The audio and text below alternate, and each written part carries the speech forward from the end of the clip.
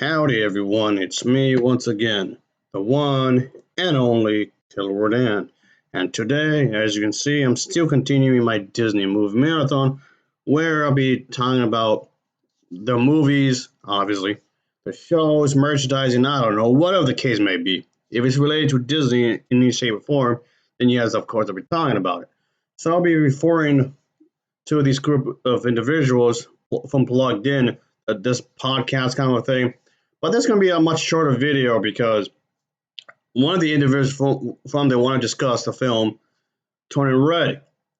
I've discussed this film before in previous videos where individuals think that this is about puberty. Yeah, when little girls at a certain age, usually around 12, 13, start getting their time of the month. And people like this individual I'm about to speak about believes that's what is going on. I mean, while yes, there is an awkward scene where the mother is getting these, these pads or whatever for the young lady, but that was supposed to be played as a joke. That was not meant to solidify that what this movie is about.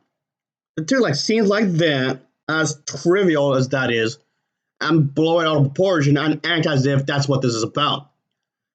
That's not why it's called Turning Red. That's not why the animal is red. It has something to do with the genes, sure, whatever. It has something to do with like some kind of family heritage, sure.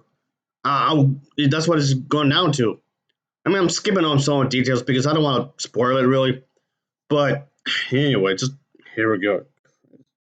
Have one day when nothing stupid happens.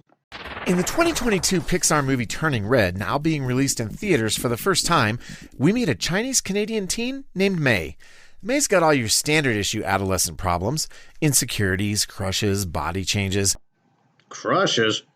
Maybe had a crush on some boy band maybe, or maybe somebody at some store, but that's about it, really? Like, because there was one scene where she made a doodle, and then mommy over here, uh, the birth mother, found out and she got mad and just took her to the store. But that's because the individual she had a crush on was he worked at some store.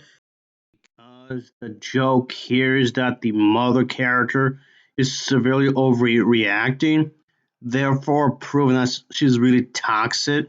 And that was the point. The mother is very restrictive, very uptight, like she has a stick up her ass, and that would cause the daughter to be, I guess in some ways, rebellious, which does happen later on in the movie. It comes to the whole console thing. The mother character just assumed that the boy up in the store where he's working was secretly writing letters to her, when in reality it was the other way around. It was the daughter that was having like this secret crush, but that's as far as it went. So what are you talking about? And that was like a part of the story, and that was about it. It didn't really go into much detail into that. So what are you talking about? But the teen girl has another problem too. Yep, the time of the month apparently. You see, when she gets upset, May turns into a giant raging red panda. It's Godzilla! As you can imagine, these changes aren't easy for her.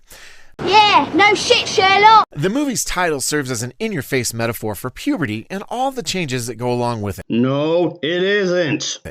The film tackles those issues head-on. Except that it doesn't. Without a blink or a flinch. Where the hell are you getting this from? Reminds us that while adolescence can feel strange or even monstrous at times, it's a normal transformation. Yeah, but that doesn't answer anything. What are you talking about?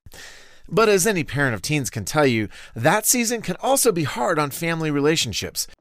Again, yes, that's true. But how did you jump to that conclusion exactly? Which we see here as well. Again, yes, but you're not answering anything. What made you think it was about puberty, specifically a 13-year-old? This is weird. It's so weird. It makes me uncomfortable. Turning Red unpacks the tensions between a headstrong teen and her mother as they navigate this season of change together. Yes, that's true. But you're leaving out a lot of detail concerning the fact that she's been rebellious because of the mother is overly strict. I know the mother may have the best intentions. Sure, she may want to protect her child. That's fine. That in itself isn't the problem. But the issue is the mother is extremely toxic. I know with a lot of you Christians, you want blind obedience. You want to act as if the parents can never do no wrong. So, of course, you're not going to have the perspective that, oh, it's the mother in this movie. She created her own problem, henceforth, as to why the daughter will want to be rebellious. Parents should know that the film involves a surprisingly frank discussion of puberty. Again, no, it doesn't. Which might be great if you're ready for that discussion with your Again, where are you getting this from? What are you talking about? tween girls, but perhaps an unwanted surprise if you're not. Just kill me. Sis, please. Seriously, kill me. I mean, really. If there's a God up there, seriously, just take a snapshot to my forehead because this is cringe.